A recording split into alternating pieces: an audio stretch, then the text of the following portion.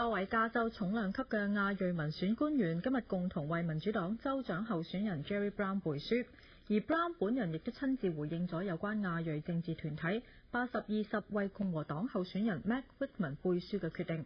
湯雪文報道。包括日裔聯邦眾議員 Mike Honda 在內嘅10幾位民主黨籍亞裔民選官員今日齊集喺三藩市日本埠嘅社區中心，向亞裔社區推薦 Jerry Brown。I want him as our governor because of my grandchildren and their children. Jerry Brown appointed the very first Chinese American to the Superior Court. That was Lillian Singh. First Filipino, Ron Kittichai. And so he's had a record of accomplishments and sensitivity and understanding of our particular community. The government does what business does not want to do. And we need an experienced leader who understands how to run government and make sure it runs. And that is Jerry Brown.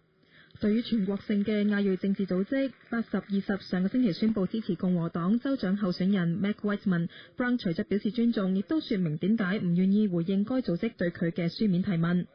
I try to do is maintain my independence.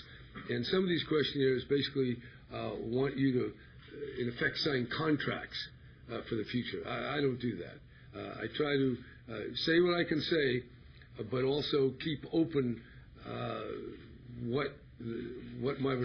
keep faith with my responsibility to make the tough decisions as I go along. Whitman 競選陣營嘅亞裔代表就出面力挺 Whitman。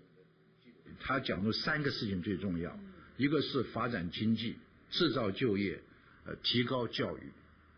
當然要做這3個事情時，也是時候我們華人的到美國來夢想。